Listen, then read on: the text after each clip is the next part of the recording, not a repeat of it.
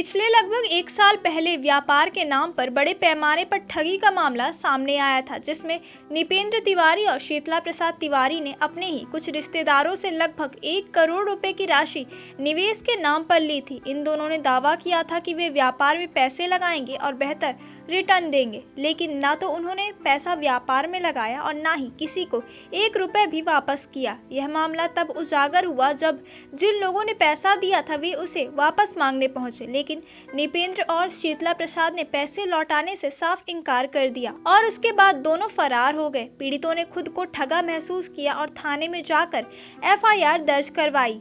शिकायत के बाद पुलिस ने निपेंद्र तिवारी को चिरमिरी से गिरफ्तार कर लिया, लेकिन शीतला प्रसाद तिवारी अब तक फरार है और उसकी गिरफ्तारी नहीं हो सकी है। अब तक इस मामले में न तो किसी पीड़ित को उसका पैसा वापस मिला है और न ही जिन जिन व्यक्तियों के खातों में यह पैसा ट्रांसफर हुआ था उन्हें आरोपी बनाया गया है। इससे परेशान होकर पीड़ित आज पुलिस अधीक्षक कार्यालय पहुंचे और अपनी पूरी पीड़ा एसपी विवेक सिंह के सामने रखी। उन्होंने यह भी आरोप लगाया कि पुलिस प्रशासन की ओर से सीएम हेल्पलाइन बंद कराने का दबाव डाला जा रहा है, जिससे उनकी आवाज दबाई जा रही है। पीड़ितों ने मांग की है कि इस मामले में निष्पक्ष जांच हो, सभी दोषियों के खिलाफ कड़ी कार्यवाही की जाए और उनकी मेहनत की कमाई उन्हें वापस दिलाई जाए। मैं 31 जुलाई 2024 से भटक रहा हूँ। 31 जुलाई में 2024 में थाना चौराहा में एफआईआर करवाई थी, जिसमें निपेंद्र तिवारी, शीतला प्रसाद तिवारी को आरोपी बनाया गया था। निपेंद्र तिवारी को चिरमिरी से गिरफ्तार किया गया था। इसके बाद गिरफ्तार करने के बाद उसको जेल भेज दिया गया था। जेल भेजने के बाद उसकी 8 महीने बाद जमानत हुई। जमानत के बाद फिर वो रिहा हो गया। फिर उस समय टीआई थे सिंगेश साहब, राजपूत साहब। उस समय शीतला प्रसाद की जमानत नहीं हो पाई थी। फिर जब से टीआई आए हैं आशीष मिश्रा सर, उनके आने के बाद उसकी तुरंत जमानत हुई। शीतला प्रसाद तिवारी की जमानत होने के बाद आज जमानत होने के 8 महीने हो गए, आज तक ना उसकी गाड़ियां जब्त कर रहे हैं। और जब से आए हैं मिश्रा सर, तब से कोई विवेचना नहीं की जा रही। एफआईआर में कई बार हम गए, उनके खिलाफ सीएम हेल्पलाइन भी मार्च 2025 से करवा रहे हैं। साथी लोग भी किए, साथ में हमारे साथ कई अन्य लोग भी सीएम हेल्पलाइन किए, 5-6 लोग। वो टीआई द्वारा तो कहा जा रहा है कि आप जितनी भी सीएम हेल्पलाइन कर लो, हमको कोई फ़र्क नहीं पड़ने वाला। अगर ज़्यादा दिक्कत है तो आप किसी अन्य थानों में एफआईआर ट्रांसफ़र करा लीजिए, मेरे द्वारा कोई विवेचना नहीं की जाएगी।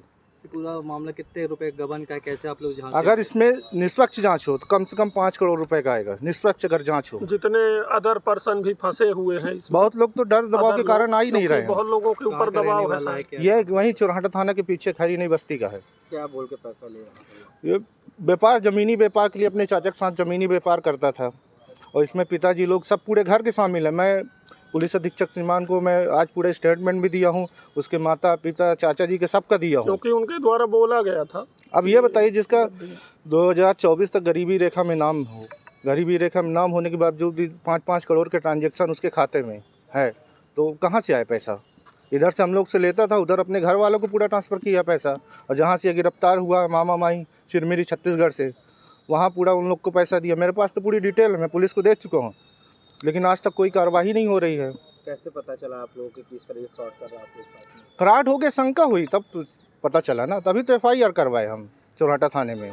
कितने लोग झांसे में आए हैं? अभी तो 9 लोग हैं, टोटल 9 लोग हैं। कितना दिया लगभग? 9 में लगभग आता है लगभग 90 लाख के आसपास। बहुत लोग तो आए नहीं। एक पार्टी है हमारे पाटन की है, कन्हैया लाल पटेल है, उसका करीब 75 लाख रुपए है एक ही व्यक्ति का। क्या बोल के दिया था कि जमीन ये व्यापार में लगाना चाचा के साथ जमीनी व्यापार के लिए, और ये बताया था कि दुबई में कहीं इसका व्यापार चल रहा है। तो कितना, क्या आप लोग को पैसा डबल करके देगा? नहीं, डबल की बात नहीं हुई। डबल की ऐसी कोई बात। अब हमारे चूंकि रिश्तेदार है तो आदमी घर वालों से आना जाना संबंध है, उनके पिताजी से, माता से, चाचा से, सब संबंधी अपने रिश्तेदार ही है। लेकिन अब क्या करे, हो गया आदमी, धोखा तो हो ही गया है। रिश्ता समझ के तो पैसे दिए थे। क्या नाम है आपका? अजीत कुमार समदरिया, निवासी शिवकुंड नगर, टिकुआ, रीवा। क्या चाहते हैं आप? हम न्याय चाहते हैं कि एफआईआर में निष्पक्ष जांच हो, जो जो इसमें दोषी हो उन पे कार्रवाई हो, अपन और कुछ नहीं चाहते। अभी तक कोई जब्ती पुलिस ने की? पुलिस उसकी जब्ती की थी, अब शीतला प्रसाद की जब्ती की नहीं जा रही है। मैं तो टीआई से कई बार संपर्क किया हूँ। अभी 9 जुलाई को बुलाया गया था कि आप सीएम हेल्पलाइन बंद करवाओ। मैं बोला कि जब तक कोई कार्रवाई न होगी मैं सीएम हेल्पलाइन नहीं बंद करवा सकता। बोले कर लो जितनी सीएम हेल्पलाइन करना होगा, हमको कोई फर्क नहीं पड़ने वाला। आप लोग ऊपर दबाव जी हाँ, दबाव तो फर्स्ट बनाया टाइम जा रहा दबाव भी बनाया गया कि आप लोग कटवाएं, नहीं तो 28 मार्च को। FIR करवा के आप लोगों सीएसपी को भी मैडम अंदर द्वारा कर मेरे को देंगे। दबाव भी बनाया गया कि बोले आप सीएमएल प्लान न बंद करवाओगे तो 28 मार्च की बात है ये।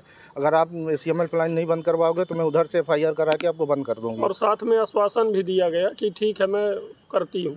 फिर साक्ष्य दिए कि आप साक्ष्य लाइए, मैं कार्रवाई करूँगी। फिर साक्ष्य 2-3 बार साक्ष्य दिए, आज तक कोई कार्रवाई नहीं हुई।